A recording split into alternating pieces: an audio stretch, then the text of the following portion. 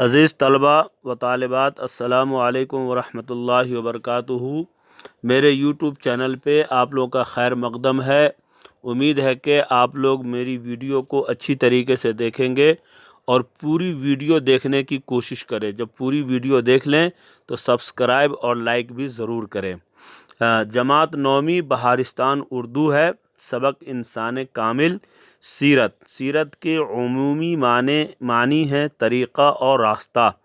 یہ لفظ زندگی کے حالات و واقعات کے لیے بھی استعمال کیا جاتا ہے۔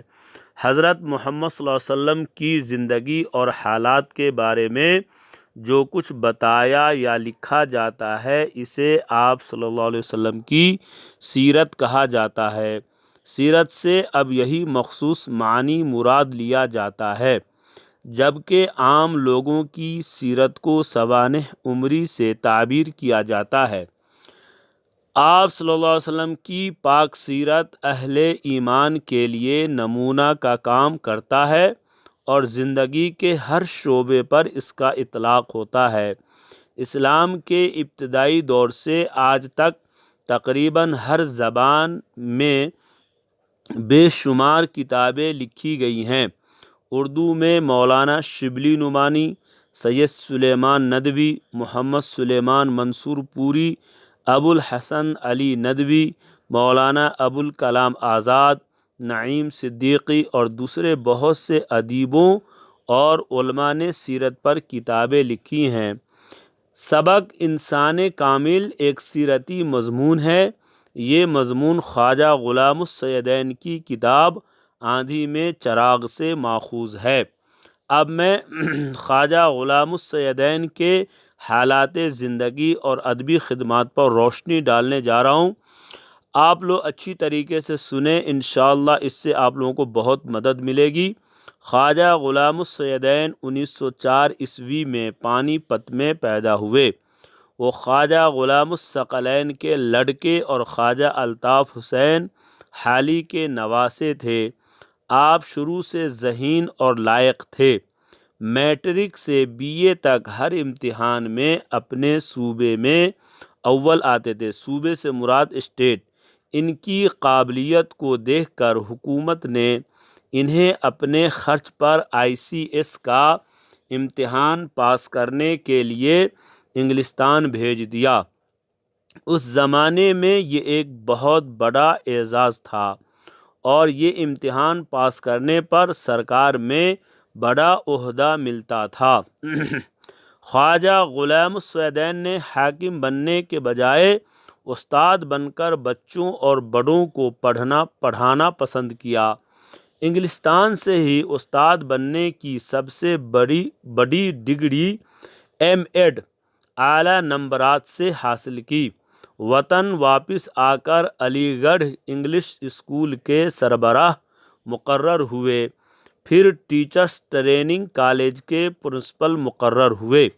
ریاست رامپور نے محکمہ تعلیم کا ڈائریکٹر مقرر کیا اور پھر ریاست جموں و کشمیر میں محکمہ تعلیم کے ڈائریکٹر مقرر ہوئے۔ سبق انسان کامل ہے۔ اب میں پہلے ادبی زندگی پہ بھی روشنی ڈال دیتا ہوں، یعنی خواجہ غلام السیدین کے ادبی خدمات۔ 1947 عیسوی میں جب انگریز ہندوستان چھوڑ کر چلے گئے تو حکومت ہند کی وزارت تعلیم کے مشیر مقرر ہوئے۔ اس وقت کے وزیر تعلیم مولانا ابوالکلام آزاد تھے۔ ملازمت سے ریٹائر ہوئے تو ریاست جموں و کشمیر نے پھر 1 سال کے لیے ڈائریکٹر ایجوکیشن بنا دیا۔ خواجہ صاحب ایک ماہر تعلیم کی حیثیت سے دنیا بھر میں مشہور تھے۔ یورپ اور امریکہ انہیں تعلیمی نظام و نصاب درست کرنے کے لیے خاص طور پر دعوت دیتے تھے۔ اس کام کی بنا پر وہ کئی زبانوں سے واقف تھے۔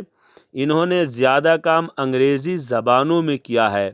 خواجہ صاحب کی نثر پر سر سید، حالی، اقبال اور آزاد کا اثر ہے، یعنی کہ خواجہ غلام السیدین یہ جو بڑے بڑے جو ادیب گزرے ہیں یا شاعر گزرے ہیں، یہ ان سے بہت متاثر ہوئے۔ اردو میں روح تہذیب، آندھی میں چراغ، اصول تعلیم، قومی سیرت کی تشکیل وغیرہ ان کی مشہور تصانیف ہے۔ اب ہے سبق انسان کامل۔ سبق انسان کامل کا خلاصہ۔ آج سے کوئی 1400 برس پہلے عرب کی سرزمین پر قریش کے ایک معزز خاندان میں ایک ایسا انسان کامل پیدا ہوا جس کی تعلیم اور مثال نے اس طویل مدت میں کروڑوں انسانوں کو صراط مستقیم دکھائی۔ اس بچے کا نام محمد صلی اللہ علیہ وسلم رکھا گیا۔ کس کو اندازہ ہو سکتا تھا کہ دنیا کی تاریخ میں اس کا نام احترام اور عقیدت سے لیا جائے گا اور بے شمار انسان اس کے نام کا کلمہ پڑھیں گے۔ بچہ کی پیدائش سے چند ماہ پہلے اس کے باپ کا انتقال ہو جاتا ہے اور ابھی اس کی عمر 6 سال کی بھی نہیں تھی کہ شفیق ماں کا سایہ اٹھ جاتا ہے۔ اب اس یتیم کی نگرانی اس کے دادا کے حصے میں آتی ہے۔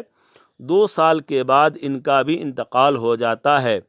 اس کے بعد شفیق چچا بھتیجے کی سرپرستی کا ذمہ لیا، تجارت کی تربیت دی۔ آپ صلی اللہ علیہ وسلم نے تجارت کا شغل اختیار کیا، یعنی کام اختیار کیا۔ آپ صلی اللہ علیہ وسلم صرف تجارت کے کام سے منسلک رہے۔ ان کے پاس دولت نہ تھی، لیکن نوجوانی ہی میں ان کی دیانت، امانت اور سمجھداری کا شہرہ پھیل چکا تھا۔ اس سے متاثر ہو کر، یعنی اثر انداز ہو کر، عرب کی ایک شریف بیوہ خاتون نے اپنی تجارت کا انتظام ان کے سپرد کر دیا اور اس فرض کو انہوں نے ایسی ایمانداری، سلیقے اور کامیابی کے ساتھ انجام دیا کہ اس محترم خاتون بیوی خدیجہ نے اپنی طرف سے شادی کی خواہش ظاہر کی اور یہ مبارک رشتہ 25 برس یعنی ان کے انتقال تک قائم رہا۔ آپ کو حق کی تلاش اور معرفت الہی کی لگن تھی، ساتھ ہی انہیں یہ فکر تھی کہ یہ دنیا جس میں بے شمار مرد اور عورتیں زندگی گزار رہی ہیں وہ اعلیٰ تقاضوں اور قدروں سے ناآشنا ہیں، بلکہ جانوروں سے بھی بدتر زندگی بسر کر رہے ہیں۔ اس گھپ اندھیرے میں جو کہ چاروں طرف چھایا ہوا تھا، اپنی کٹیا میں چراغ جلا کر بیٹھ جانے سے لوگوں کی اصلاح کیسے ہو سکتی تھی؟ جو ان کو بے چین رکھتا تھا، ان کو ہر وقت یہ فکر رہتی تھی کہ کس طرح انسان کو اس سیدھے اور سچے راستے پر لگائیں جس سے وہ بھٹک گئے تھے۔ اب ہے سوالات کے جوابات۔ سوال نمبر 1، حضرت محمد صلی اللہ علیہ وسلم کو زندگی کے ابتدائی دور میں کن مشکلات کا سامنا کرنا پڑا؟ حضرت محمد صلی اللہ علیہ وسلم کی پیدائش سے چند ماہ پہلے، یعنی جواب ہے حضرت محمد صلی اللہ علیہ وسلم کی پیدائش سے چند ماہ پہلے ان کے والد حضرت عبداللہ کا انتقال ہوا۔ آپ صلی اللہ علیہ وسلم ابھی 6 سال کی عمر کو بھی نہیں پہنچے تھے کہ والدہ محترمہ حضرت آمنہ علیہ السلام کا سایہ بھی سر سے اٹھ گیا۔ دادا عبد المطلب نے اب آپ صلی اللہ علیہ وسلم کی پرورش کی ذمہ داری اپنے سر لے لی۔ ابھی پورے 2 سال بھی نہ گزرے تھے کہ دادا جان کا بھی انتقال ہو گیا۔ سوال نمبر 2 ہے، کن خصوصیات کی بنا پر حضرت خدیجہ رضی اللہ تعالی عنہا آپ صلی اللہ علیہ وسلم سے متاثر ہوئیں؟ جواب، حضرت محمد صلی اللہ علیہ وسلم جوانی ہی سے دیانت، امانت، سمجھداری اور سچائی کے پیکر تھے۔ پورے مکہ میں آپ صلی اللہ علیہ وسلم امین اور صادق کے لقب سے پکارے جاتے تھے۔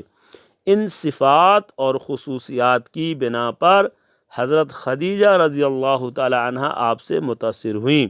سوال نمبر 3، معرفت الہی اور خدمت خلق کی وضاحت کیجیے۔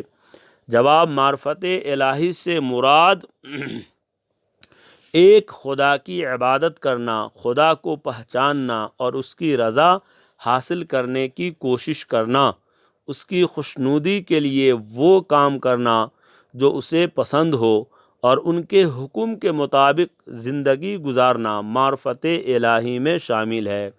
جواب ہے اس کا، خدمت خلق سے مراد اللہ کے مخلوق کی خدمت کرنا۔ پہلے میں نے بتایا معرفت الہی کی وضاحت کی، اب میں خدمت خلق کی وضاحت کر رہا ہوں۔ جواب، خدمت خلق سے مراد اللہ کے مخلوق کی خدمت کرنا جس میں ریا یعنی دکھاوا اور خود غرضی شامل نہ ہو۔ خدمت خلق ہی سے انسان کو سکون قلب نصیب ہوتا ہے۔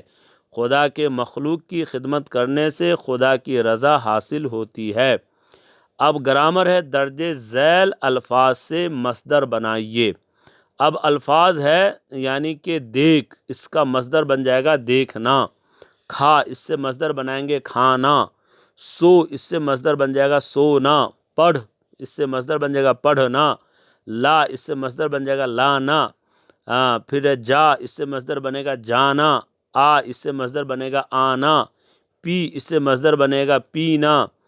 لکھ، اس سے مصدر بنے گا لکھنا۔ بیٹھ، اس سے مصدر بنے گا بیٹھنا۔